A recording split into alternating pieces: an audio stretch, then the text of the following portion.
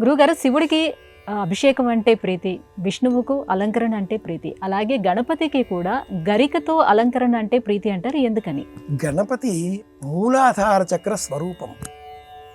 ఈ భూమి పైన పెరిగేటటువంటి ప్రకృతి చెట్లు చేమలు గరిక అని మనం గుర్తిస్తూ ఉంటాం. ఈ భూమి ఏమిటి? 6782 కిలోమీటర్ల దూరం ప్రయాణం చేస్తే ఈ భూమికి సంబంధించిన కేంద్రం మనం చూడగలుగుతాం అంటూ ఆధునిక విజ్ఞానవేత్తలు లెక్కలు తీశారు. 6782 కిలోమీటర్లు అనుకుంటే ఇంతవరకు ఇన్ని వందల వేల సంవత్సరాలుగా బహుళ ప్రయత్నం చేసిన ఆధునిక విజ్ఞానం 12 కిలోమీటర్ల మేరకు మాత్రమే భూమిలోనికి వెళ్ళగలిగింది. ఈ 12 కిలోమీటర్ల దూరం వెళ్ళేసరికే అలా భూమికి బెజ్జం చేస్తూ లోనికి వెళ్ళినటువంటి ఆ యంత్ర పరికరాలు అక్కడ ఉండేటటువంటి వేడికి కరిగిపోతున్నాయి. ఆ పైన అలా తొలచుకుంటూ లోనికి వెళ్ళడం అసాధ్యం అన్నారు ఆధునిక శాస్త్రవేత్తలు.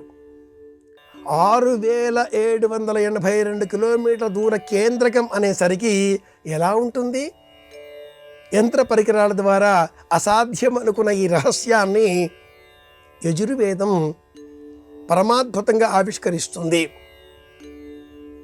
గణపతి అథర్వశీర్ష మంత్రాన్ని మనం బాహ్యంగా చూస్తున్నాం, కానీ వేదమంతా కూడా గణపతి స్వరూపమే.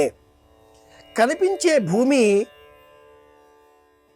క్లాక్ వైజ్గా గడియారం ముళ్ళు తిరిగినట్లుగా సూర్యుని చుట్టూ సంచారం చేస్తూ ఉంటే భూమికి సంబంధించిన కేంద్రకం ఈ ప్రయాణానికి విరుద్ధంగా యాంటీ క్లాక్ వైజ్గా లోన తిరుగుతూ ఉంటుంది. ఈ రెండు మధ్యలో ద్రవ రూపంలో ఉండే లావా కారణంగా ఒకటి ఈ వైపు మరొకటి ఈ వైపు ఇలా తిరగడంతో చలనం ఏర్పడి భూమి ముందుకు పోతూ ఉంది.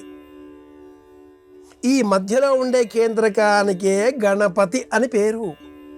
సర్వజనమే వశమానయ ఇదం నమమా అంటూ మన ప్రాచీన వైదిక ధర్మం గణపతి మంత్రాన్ని ఎందుకు ఇలా వశమానయ సర్వజనమే కూర్చుండబెట్టడం అంటూ చెప్పింది అంటే ఇదిగో ఇదే రహస్యం. ఇది తెలిసిన కారణం ద్వారా మాత్రమే మనమంతా గణపతి ఉపాసన అన్నప్పుడు కూర్చోగలుగుతున్నాం. కూర్చునే బుద్ధి గణపతిని ఉపాసన చేసిన వారికి అందుతుంది.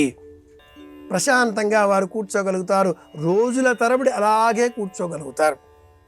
యావత్తు ప్రపంచమంతా కూర్చోగలుగుతుంది. మనమంతా గాల్లో ఎగిరిపోకుండా భూమి ఆకర్షణ శక్తి, గురుత్వ ఆకర్షణ శక్తి అని ఏ జ్ఞానాన్ని అయితే సంబోధన చేస్తున్నామో ఆ జ్ఞానం పేరే గణపతి. ఈ జ్ఞానం ఉన్న కారణం చేతనే చెట్లు చేమలు ప్రకృతి యావత్తు ప్రపంచమంతా కూడా భూమిని అంటి పెట్టుకొని ఉన్నది. ఈ గణపతి జ్ఞానం లేకపోతే అన్ని గాల్లో తేలిపోయేవే కదా.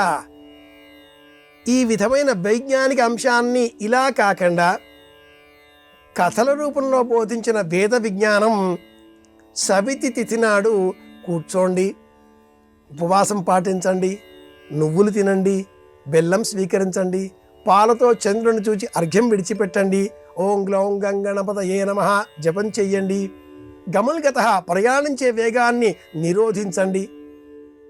ఒకే విధంగా వేగం వేగం వేగం వేగం అంటూ తిరుగుతూ ఉంటే ఎంత వేగంగా తిరిగామో అంతే వేగంగా మళ్ళీ ప్రారంభం అయిన చోటికి రావాల్సి ఉంటుంది.